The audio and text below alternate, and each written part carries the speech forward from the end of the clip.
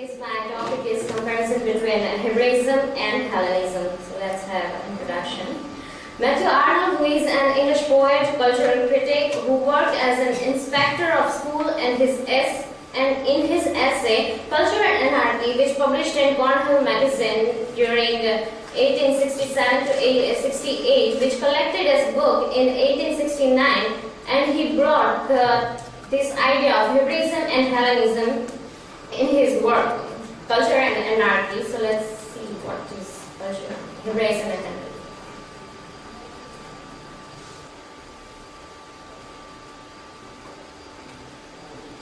As Merriam-Webster dictionary says that Hebraism is a characteristic feature of Hebrew occurring in other languages which has Hebrew language included.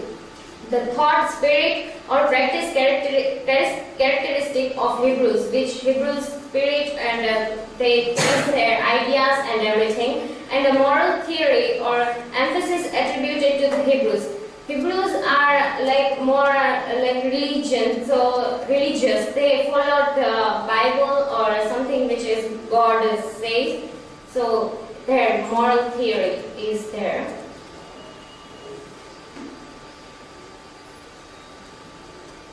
And Hellenism.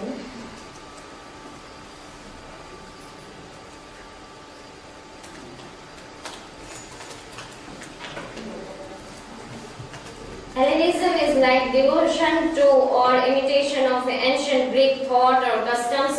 It follows under the Greek civilization, especially as modified in the Hellenic period by influence from south and west. Or it is more like a body of humanistic and classical ideas associated with ancient Greece and including reasons, the pursuit of knowledge and the art, moderation, civic responsibility, and bodily development. They are more liberal, and they also included art in their literature or in their culture. Here I want to quote one statement by Socrates that the best man is he who tries to make himself perfect, and the happiest man is he who feels that he is perfecting himself. Now let's see the difference between both of the things.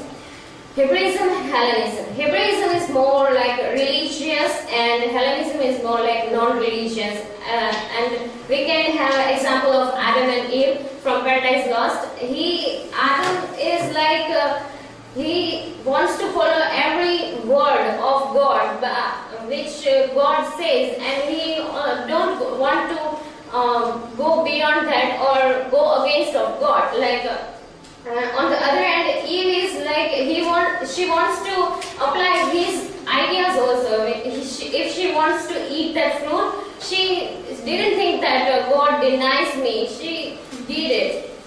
Hebraism is be aware of sin and keep away from it. It follows religion, so of course scripture says that this is sin and this is not. Okay, so they are following sin. Like they don't do sins and they keep awaiting their minds that this is sin, we cannot do that. Okay? And Hellenism is see things as they are and find beauty in them. They see things as they are and try to find beauty in everything. It is not like this is beautiful and this is not. It is also concept of beauty which we have in our mind. It is also problematic, but they try to find beauty in everything. Then Hebraism follows narrow-mindedness. We can see it in culture. We can give an example of culture. Like culture is something which we people construct, and now culture binds us. As we see things that in India, that in Gujarat, we say that eating beef is illegal, or it's according to religion, it's not allowed. So they think that what is our culture is whole India's culture. So in whole India, no one should eat beef. So it is like something which is bind us. It is shackles like in our hands. On the other hand, there is open-mindedness which we can see in nature. Like nature accepts everything. It is not that earth didn't say that roses are look beautiful to everyone,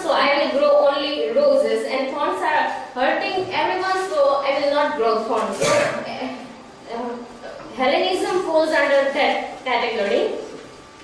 Strictness of conscience is Hebraism. Conscience is something which it is part of our mind, which says that this is wrong and this is right. That is also constructed by we all. When we born, we don't know that what is right and what is wrong. It is constructed by people. As we grow, everyone start telling that this is wrong, this is right, doing particular way. So it is also something which is conditioned. We conditioned our mind. And in Hellenism, spontaneity of consciousness. Consciousness is the ability to feel through our senses, that what is happening. It is natural. It happens with everyone. When something bad is going to happen, our heart's beating faster, and something good going to happen, without any reason we are feeling happiness. So that is natural thing. It happens to everyone. So Hellenism is followed spontaneity of consciousness. Hebraism is like obedience, same as religion. Religion wants that everything should do according to our scriptures or our words of God. And Hellenism is resistant. Resistance in art, we can say, in example of art, like there is more freedom. We can express everything in every art, in music, in paintings, in written, everything. So it is more like, I don't like this, so I will tell that I don't like this. In religion, you cannot go against by what God says. Okay? In Hebraism, they are more emphasized on act, doing the things. And in Hellenism, they are more emphasized on thinking. We have both the example in our literature, in acting, like Othello, he didn't think, he just acted. And in Hellenism, in thinking, we have Hamlet, he just thinking, he keep thinking, and he don't act. And at that, here Arnold also says that human beings are preferred to act rather than think. And humans thinking are also error. So he said that both the things, it is also said that if Hamlet is like Othello and Othello is like Hamlet, both the tragedy will never happen. So both things are very necessary to keep harmony with. Now these are some similarities between Hebraism and Hellenism. Both thinks that the body as an obstacle. Now, Hellenism thinks that bodily desires are impediment to right thinking, and Hebraism thinks that bodily desires are obstacle to right actions. So both are saying that body is not necessary, soul is more important. Then both are directly connected to human life.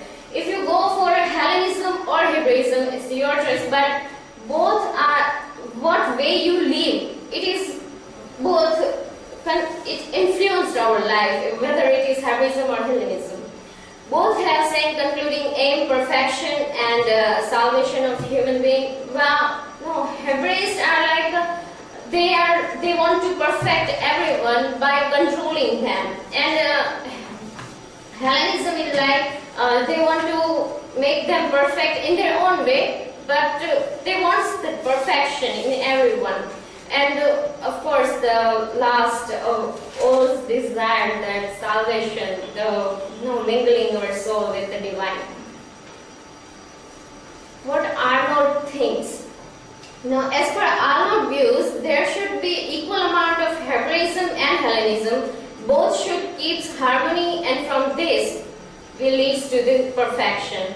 Okay, Arnold he says that in Renaissance there is more of Hellenism.